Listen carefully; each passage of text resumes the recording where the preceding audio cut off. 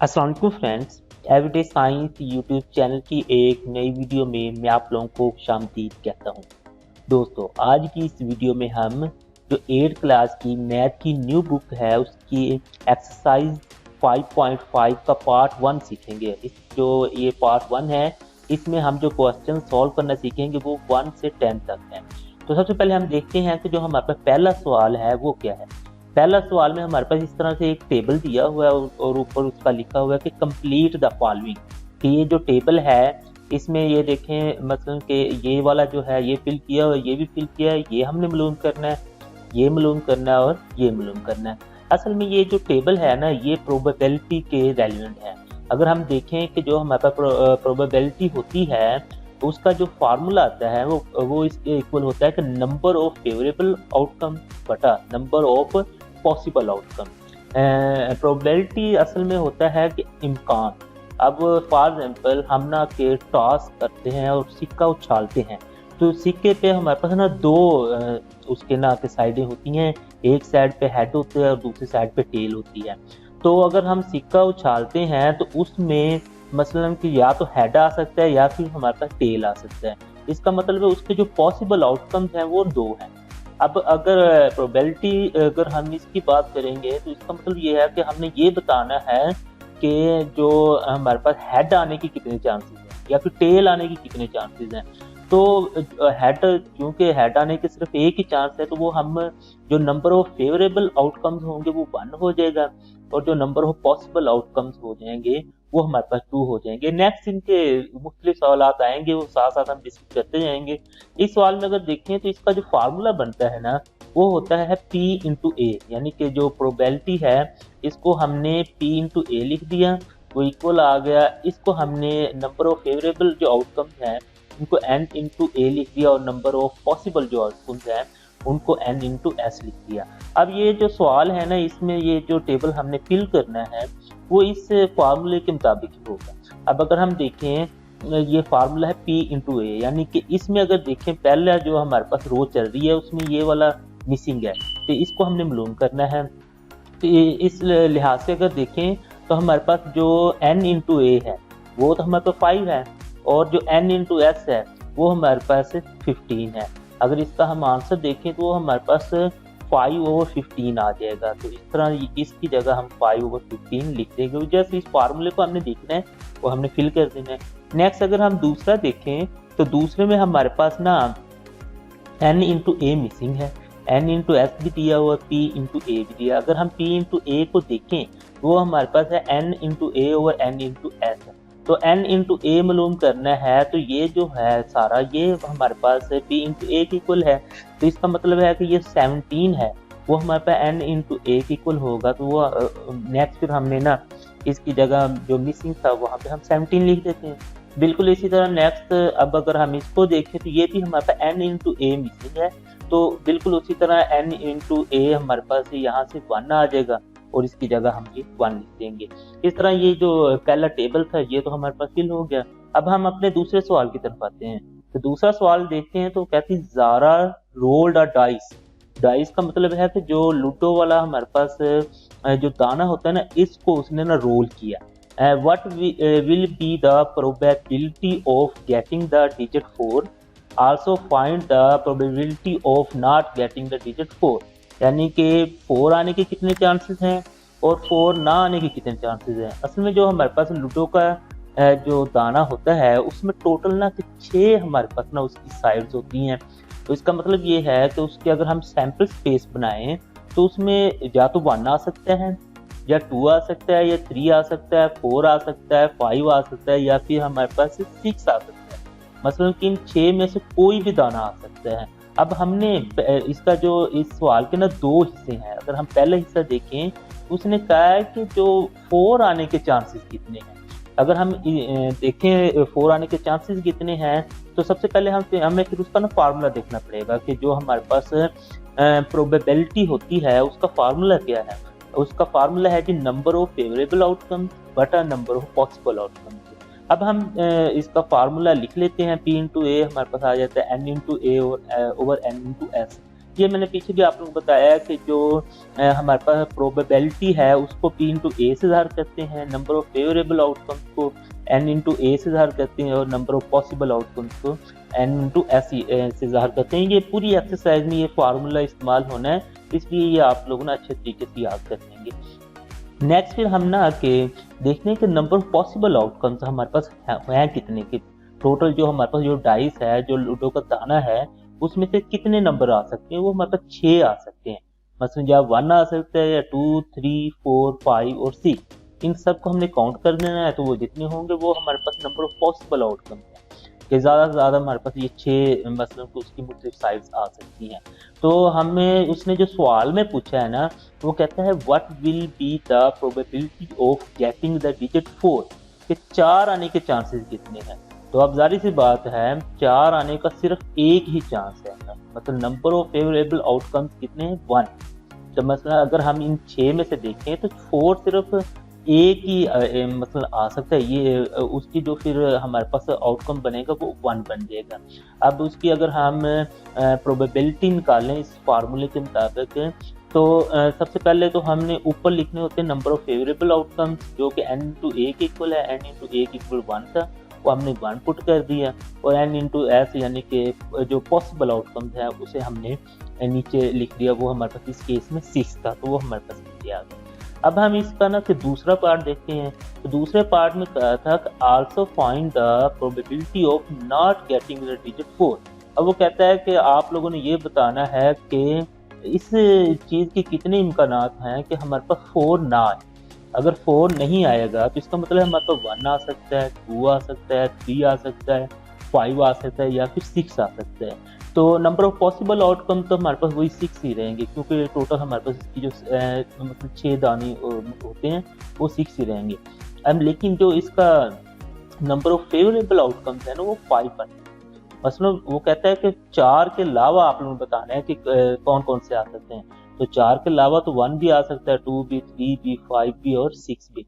तो ये टोटल हमारे पास 5 बन जाएगी। जब हम इसकी प्रोबेबिलिटी निकालेंगे तो अब यहाँ पे हमारे पास 5 आ जाएगा और नीचे हमारे पास 6 आ जाएगा, तो ये इसका आंसर बन जाएगा। इस तरह इस सवाल के 2 मुख्तलिफ पार्ट्स है, वो दोनों हमने सॉल्व कर लिए। अब हम अपने ना तीसरे सवाल की तरफ आते हैं। तो तीसरे सवाल में वो कहते हैं ए स्पिनर इज स्पन, मतलब ये स्पिनर है, इसको ना स्पन किया गया है। Find the probability that the dice land on red colour, also find the probability that the dice land on yellow और ब्लू कलर। अब हमने ये बताना है, असल में ना ये हमारे पास इधर ना टोटल 4 कलर हैं। अब इसे हमने घुमाना है और घुमाने के बाद हमने ये बताना है कि ये कितने % चांसेस हैं कि वो रेड कलर पे जाके ये वाला रुके, ये जो एरो है, या फिर दूसरे इस सवाल के दूसरे पार्ट में हमने ये बताना है कि इसके कितने % चांसेस हैं कि वो येलो या फिर ब्लू कलर पर ना जाके रुक जाए। तो वही हमने अगर सबसे पहले हम इसका ना सवाल का पहला हिस्सा सॉल्व करते हैं, तो उसमें है प्रोबेबिलिटी फॉर रेड कलर, कि रेड कलर के हमारे पास कितने इम्कानात हैं। तो वही फार्मूला हमारे पास वही है, इसको मैथमेटिकल फॉर्म में हमने फार्मूला लिख लिया। अब नेक्स्ट फिर हम ना कि नंबर ऑफ पॉसिबल आउटकम देखते हैं। पॉसिबल आउटकम जैसे पीछे हमारे पास डाइस थे, डाइस में हमारे पास 1 भी आ सकता था, 2 भी, 3 भी, 4 भी, 5 भी और 6 भी। उसके जो नंबर ऑफ पॉसिबल आउटकम थे वो 6 थे। लेकिन इसके अगर हम देखें, या तो हमारे पे येलो कलर आएगा, या रेड आएगा, या ग्रीन आएगा, या फिर ब्लू आएगा। इसका मतलब है इसके जो पॉसिबल आउटकम है वो 4 है। अब हमने देखना है कि हमारे इस केस में कि ये फेवरेबल आउटकम्स कितने हैं, तो वो एक ही है, क्योंकि रेड कलर आने के एक चांस है। तो अब नेक्स्ट हम उसको उसकी प्रोबेबिलिटी अगर देखें तो वो हमारे पास P into A is equal to 1/4 हो जाएगी, क्योंकि अब n इंटू ए की जगह 1 है और n इंटू एस की जगह हमारे पास 4 है। तो इस तरह ये जो इसका पहला हिस्सा था ना सवाल का वो हल हो गया। अब हम दूसरे हिस्से की तरफ आते हैं। तो दूसरे हिस्से में उसने पूछा है कि आप लोग ये बताएं कि येलो और ब्लू कलर आने के कितने चांसेस हैं। तो बिल्कुल वही फार्मूला लगेगा, मैथमेटिकल फॉर्म उसकी आ गई। तो जो पॉसिबल आउटकम वही 4 ही है हमारे पास है, लेकिन इसमें ना कि फेवरेबल आउटकम वो चेंज हो गए। अब देखिए हमारे पास येलो और ब्लू, ये हमारे पास उसने 2 मसलन कलर बता दिए। इसका मतलब है कि ये 2 चांसेस हैं, तो इस तरह हम इसमें 2 लिख लेंगे। नेक्स्ट पीछे वाले में सिर्फ उसने रेड कलर पूछा तो उसके लिए हमने 1 इस्तेमाल किया था, लेकिन इसमें क्योंकि उसने येलो और ब्लू दोनों का कह दिया तो हमें यहाँ पे ना सिर्फ 2 पुट करना है। तो नेक्स्ट उसको फार्मूले में हम पुट करेंगे, तो नंबर ऑफ फेवरेबल आउटकम वो हम ऊपर लिखते हैं और जो पॉसिबल आउटकम्स होते हैं वो नीचे लिखते हैं। तो इस तरह ये हमारे पास इस सवाल का ना दूसरा पार्ट भी हल हो गया। अब हम अपने चौथे सवाल की तरफ आते हैं। तो चौथे सवाल में वो कहता है a box contain 8 cards number 20 to 27। ये कह रहा है कि एक बॉक्स है हमारे पास, उसमें 8 मुख्तलिफ कार्ड हैं, उन पे ना नंबर लिखे हुए हैं 20 से 27 तक, मसलन 20, 21, 22, 23, 24, 25, 26, 27। तो हमने बताना है कि what is the probability of getting a number 22 from the box, a number 26 from the box और all number 20 to 27 except 25 from the box. इसका मतलब ये है कि 25 के अलावा के सारे आ सकते हैं। तो आप लोगों ने ये हल करना है। तो वही हम सबसे पहले तो इसका जो पहला पार्ट है वो हल करते हैं। तो पहले पार्ट को हल करने के लिए हम इसकी ना सैंपल स्पेस बना देते हैं। जैसे हमने डाइस वाले की बनाई थी ना, उसमें वो हमारे पास 1, 2, 3, 4, 5 और 6 तक हैं। इसमें 8 कार्ड हैं 20 से लेकर 27 तक। हमने सारे लिख ली कि ये 20, 21, 22, 23, 24, 25, 26 और 27। अब हम देखते हैं कि जो हमारे पहला सवाल है उसमें उसने पूछा क्या है। उसने कहा कि आप लोगों ने बताना है इस चीज के कितने चांसेस हैं कि आप लोग जो कार्ड उठाएं उसका नंबर 22 हो। तो उसके लिए वही फार्मूला हमारे पास बिल्कुल वही इस्तेमाल होगा, उसका मैथमेटिकल फॉर्म भी वही है। तो नंबर ऑफ पॉसिबल आउटकम बस टोटल जो हमारे पास है उसकी तादाद कितनी, वो 8 है। वो इसने इधर भी बता दी कि अगर हम इसकी गिनती भी करें तो हमारे पास 8 ही आते हैं। तो जो 22 आने के चांसेस कितने, वो 1 ही है। क्योंकि ये एक हमने ये सिलेक्ट किया तो यहाँ पे हम 1 लगा देंगे। अब नेक्स्ट इसकी प्रोबेबिलिटी अगर हम देखेंगे तो वो 1/8 हो जाएगी, क्योंकि जो फेवरेबल आउटकम है वो 1 है और जो पॉसिबल आउटकम है वो 8 है। तो फेवरेबल आउटकम को हम ऊपर लिखेंगे और पॉसिबल आउटकम को हम नीचे लिखेंगे। तो ये हमारे पास इसका ना पहला जो पार्ट था वो हल हो गया। अब हम दूसरे पार्ट पे चलते हैं। वो कहता है कि आप ये बताएं नंबर 26 फ्रॉम द बॉक्स। अब इसकी कितने चांसेस हैं कि जो बॉक्स में से आप लोग कार्ड उठाएंगे तो वो 26 होगा। तो इसमें भी बिल्कुल वही हमारे पास फार्मूला लगेगा। जो पॉसिबल आउटकम्स है वो तो वही 8 ही हैं।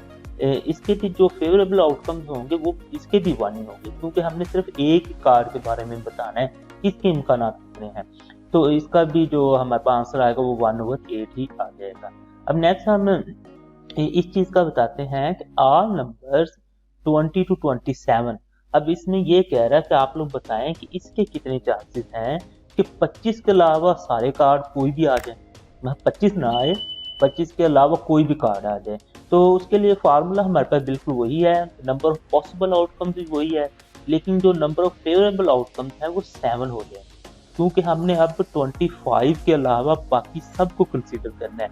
उसमें हमारे पास 20, 21, 22, 23, 24, 26 और 27 है। तो ये अगर हम इनकी काउंटिंग करें तो ये हमारे पास 7 बनते हैं। जब हम इनकी प्रोबेबिलिटी निकालेंगे तो वो 7/8 आ जाएगा, क्योंकि नंबर ऑफ फेवरेबल आउटकम्स हमारे पास 7 है और नंबर ऑफ पॉसिबल आउटकम्स हमारे पास 8 है। तो इस तरह ये हमारे पास चौथा सवाल था, इसके 3 मुख्तलिफ पार्ट थे, तो ये तीनों हमने सॉल्व करने। अब नेक्स्ट हम आते हैं 5वें सवाल पे। 5वें सवाल में है कि find the probability of each of the following. 3 हमें मुख्तलिफ से दी। The digit 5 appears on rolling the dice. ये वही आ गया लूडो वाला जो दाने की हमने पहले बात की थी। तो दूसरा है कि the digit 5 does not appear on rolling the dice, the digit 3 appears on rolling the dice. इसे हम सॉल्व करते हैं। तो पहला पार्ट उसे सॉल्व करते हैं। तो सैंपल स्पेस हमारे पास वही 1, 2, 3, 4, 5 और 6, क्योंकि इसके जो लूडो का दाना होता है उसमें 6 तक ही आ सकते हैं। तो वो या तो 1 आएगा या 2 या 3 या 4 या 5 या 6। अब हम देखते हैं कि हमारे पास जो फार्मूला तो हमारे पास बिल्कुल वही है, वही रहेगा जो हम पीछे वाले सारे सवालों में इस्तेमाल करते आ रहे हैं। नंबर ऑफ पॉसिबल आउटकम 6 हो जाएंगे, क्योंकि ये टोटल हमारे पास 6 है। अब हमने सवाल के मुताबिक digit 5 appears on rolling the dice, हमने ये बताना है कि इसके कितने इम्कानात हैं कि अगर हम लूडो के दाने को रोल करें और रोल करने के बाद उसके ऊपर न के 5 नंबर आए, तो इसका सिर्फ एक ही है। अब मसलन नंबर फेवरेबल आउटकम उसके फिर 1 बन जाएगा, और उसकी जब हम प्रोबेबिलिटी निकालेंगे तो वो 1/6 आ जाएगा। अब इसके दूसरे पार्ट पे चलें तो वो कहता है the digit 5 does not appear on rolling the dice. कहता है आप लोगों ने वो डाइस को रोल किया है और रोल करने के बाद अब आप पीछे वाले जो इसका पार्ट था उसमें उसने ये कहा था कि आप लोगों ने बताना है कि इसके कितने परसेंट चांसेस हैं कि डिजिट 5 आए। अब हमने बताना है कि इसके कितने परसेंट चांसेस हैं कि 5 के अलावा बाकी सारे आ जाएं। अब फार्मूला हमारे पास बिल्कुल वही है, नंबर ऑफ पॉसिबल जो आउटकम्स हैं वो हमारे पास 6 ही हैं, लेकिन जो नंबर ऑफ फेवरेबल आउटकम्स हैं ना वो अब 5 हो जाएंगे, क्योंकि 5 के अलावा हमने सब देखना है। पीछे वाले में हमने सिर्फ 5 को देखना था, अब 5 के अलावा अगर हम सारे देखेंगे तो वो हमारे पास 5 ही बनते हैं, मतलब 1 2 3 4 और 6। तो इसकी जब हम प्रोबेबिलिटी निकालेंगे तो वो 5/6 आ जाएगी हमारे पास। अब तीसरा है पार्ट इसका, वो कहते हैं digit 3 appears on rolling the dice. का आप लोग डाइस को रोल करें और उसके ऊपर जो डिजिट है वो 3 अपीयर हो जाए, तो उसके लिए भी फार्मूला हमारे पास बिल्कुल वही है। नंबर ऑफ पॉसिबल आउटकम्स भी 6 हैं, लेकिन नंबर ऑफ फेवरेबल आउटकम सिर्फ 1 ही आएगा, क्योंकि अब हमने सिर्फ 3 को बताना है, हमने मतलब 3 के अलावा नहीं बताना, सिर्फ 3 को बताना है। इसके भी जो हमारे पास प्रोबेबिलिटी है वो 1/6 आ जाएगी। अब हम छठे सवाल पे जाते हैं। तो छठे सवाल में हमारे पास है the probability that the team will win the match is 0.86। What is the probability that the team will not win the match. अब आप लोग सवाल ये पूछा गया है कि जो एक टीम है वो मैच खेलती है तो उसके ना जीतने के जो चांसेस है वो 0.86 है। अब आप लोगों ने बताना है कि उसके मसलन के हारने के चांसेस कितने, कि मतलब उसके मैच ना जीतने के चांस कितने हैं। तो सबसे पहले हमें पता होना चाहिए कि जो टोटल प्रोबेबिलिटी है ना वो 1 होती है। मसलन के वो 1 इसलिए होती है या तो हम मैच जीत जाएंगे या फिर हार जाएंगे, तो मसलन के उसका जो सबसे ज़्यादा चांसेस क्या हैं वो 1 मसलन के 1 के होंगे कि हम उसके जीत सकते हैं। तो उसकी टोटल जो प्रोबेबिलिटी है या फिर इम्कान है वो 1 है। तो जो टीम है वो जीत सकती है उसके इम्कान है 0.86। अब हमने बताना है कि वो मतलब जीत नहीं सकती, उसके इम्कान आप लोग बता दें। तो उसके लिए हमारे पास ये उसको हमने P इंटू ए से ज़ाहिर किया था, तो इसको हमने P डैश इंटू ए से ज़ाहिर कर दिया, और P डैश इंटू ए हमारे पास इक्वल आ जाएगा 1 माइनस। अब 1 में से हमने P इंटू ए को माइनस कर देना है कि वो मसलन के जितने परसेंट उसके चांसेस थे जीतने के। अब नेक्स्ट हम P इंटू ए की वैल्यू पुट करते हैं, वो हमारे पास 0.86 था। अब उसकी जब 1 में से हम 0.86 को माइनस करेंगे तो वो 0.14 उसके चांसेस आ जाएंगे मैच हारने के, अगर 0.86 के चांसेस जीतने के थे। नेक्स्ट हम 7वां सवाल देखते हैं।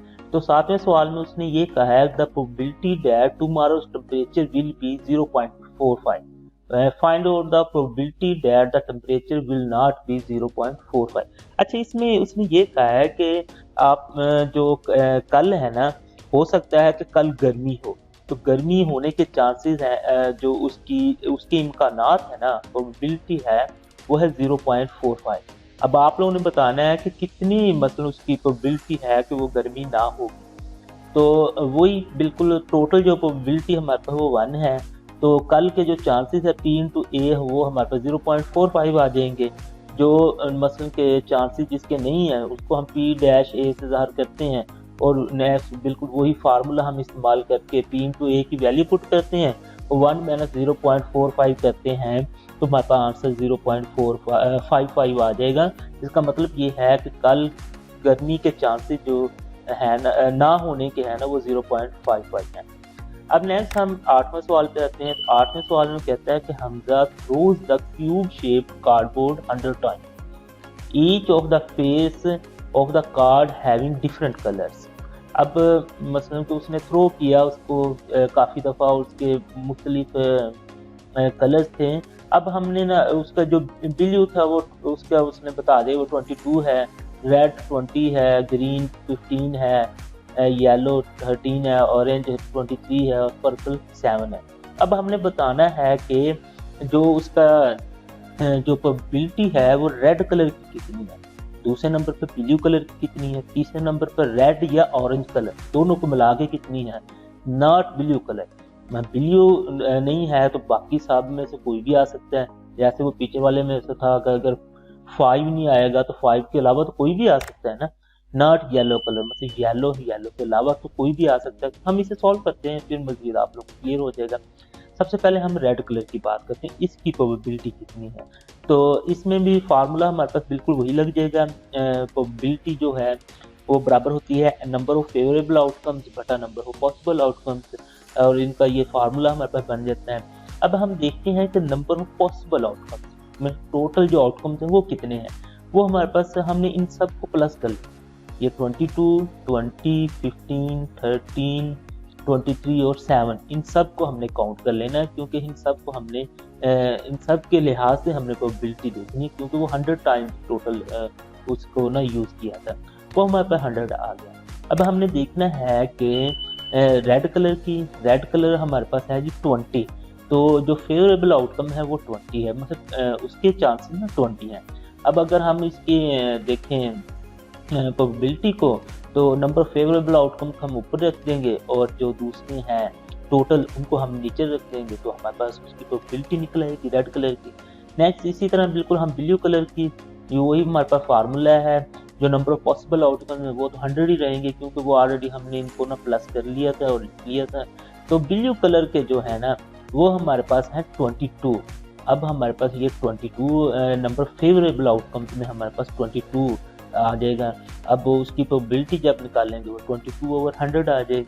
नेक्स्ट फिर हम ना तीसरे इसके पॉइंट पे आते हैं, तो वो है कि रेड और ऑरेंज कलर, रेड या ऑरेंज में से कोई भी आ सकता है। फार्मूला बिल्कुल हमारे पास वही है, नंबर ऑफ पॉसिबल आउटकम भी वही है जो हमारे पास 100 आई थी। अब जो नंबर ऑफ फेवरेबल आउटकम्स है ना वो चेंज हो जाएंगे, क्योंकि उसने कहा रेड और ऑरेंज कलर, रेड हमारे पास 20 है और ऑरेंज हमारे पास 23 है।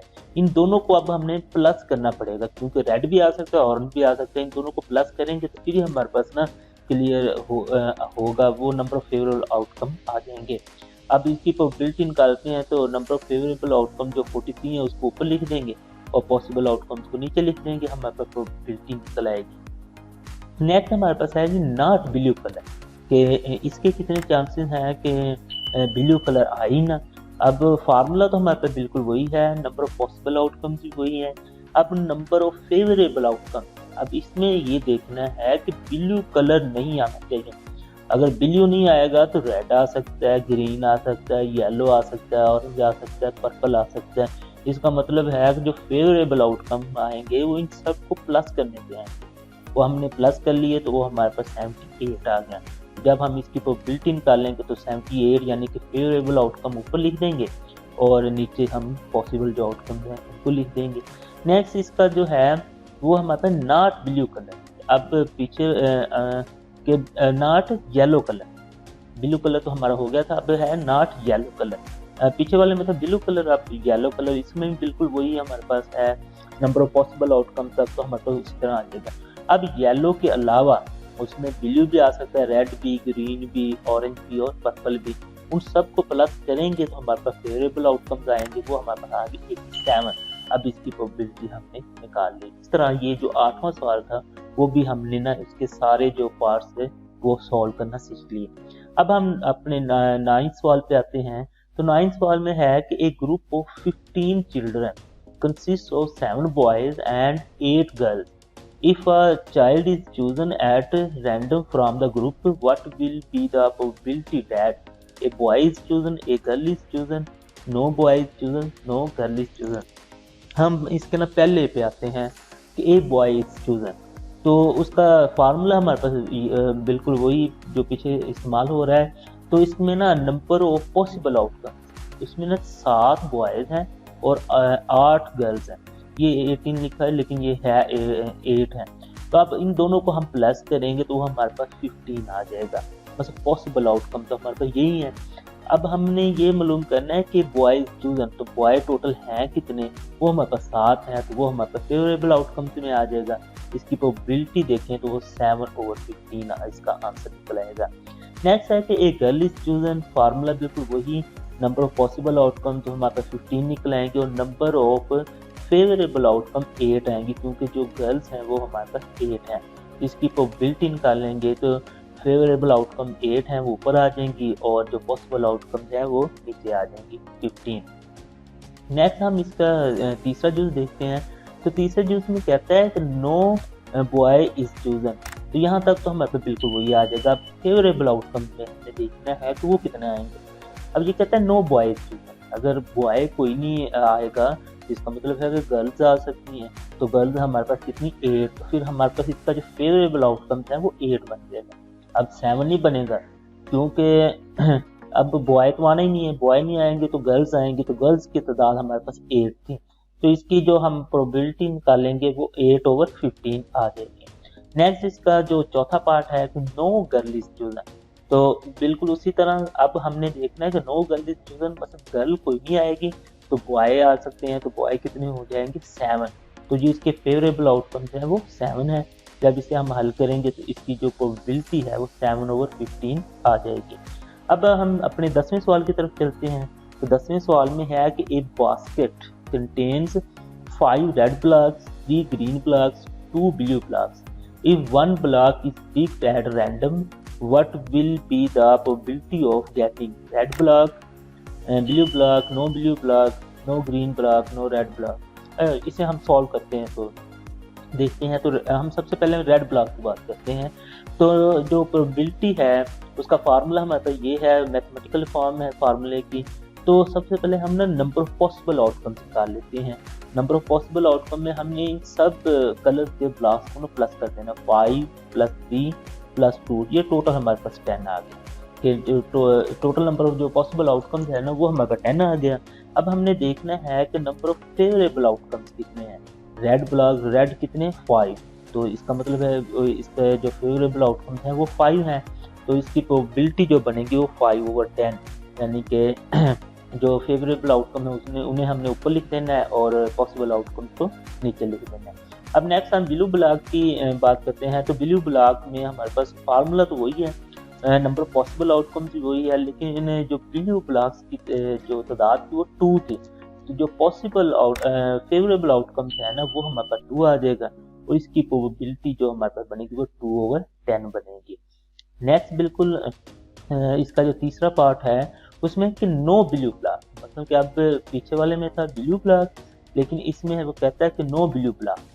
तो फार्मूला हमारे पास बिल्कुल वही है, पॉसिबल आउटकम की वही 10 ही रहेंगे, लेकिन अब ब्लू ब्लॉक वो कहते हैं नहीं है। अब अगर ब्लू ब्लॉक नहीं है तो इसका मतलब है रेड हो सकते हैं या तो ग्रीन हो सकते हैं।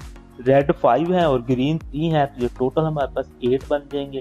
जो फिर नंबर ऑफ फेवरेबल आउटकम्स है वो हमारे पास 8 आ जाएंगे। तो इस तरह इसकी फिर प्रोबेबिलिटी 8/10 आ जाएगी। नेक्स्ट है नो ग्रीन ब्लॉक। फार्मूला हमारे पास वही है, पॉसिबल आउटकम हमारे पास वही 10 है। अब ग्रीन नहीं है, ग्रीन हमारे पास 3 थे, ग्रीन नहीं है तो रेड या ब्लू हो सकते हैं। तो रेड हमारे पास 5 है और ब्लू हमारे पास 2 है। तो जो इसके फेवरेबल आउटकम्स हैं वो हमारे पास 7 आ जाएंगे और इसकी जो प्रोबेबिलिटी निकलेगी वो 7/10 निकलेगी। अब नेक्स्ट है नो रेड ब्लॉक, मतलब कि हमारे पास रेड ब्लॉक नहीं होगा। तो अगर रेड ब्लॉक नहीं होगा तो यहाँ तक तो बिल्कुल वही पीछे वाला ही चलेगा, पॉसिबल आउटकम जो हमारे पास 10 है। रेड ब्लॉक के अलावा हमारे पास ग्रीन या ब्लू आ सकते हैं। तो ग्रीन हमारे पास 3 है, ब्लू हमारे पास 2 है, तो ये टोटल हमारे पास फेवरेबल आउटकम जो है वो 5 बनते हैं। जब हम इसकी प्रोबेबिलिटी निकालते हैं तो वो 5/10 आ जाती है। तो इस तरह से इसकी भी प्रोबेबिलिटी हमारे पास आ गई है। इस तरह जो हमारे पास ये एक्सरसाइज थी 5.5, उसका जो पहला पार्ट है जिसमें हमने पहले 10 सवाल सॉल्व करना सीखने, तो वो हमने सॉल्व करना सीख लिए हैं। उम्मीद है आपको ये वीडियो अच्छी लगी होगी। वीडियो अच्छी लगे तो इसे लाइक करें, इसे अपने दोस्तों के साथ शेयर करें और हमारा चैनल लाजमी सब्सक्राइब कर लें। Thanks for watching. अल्लाह निगहबान।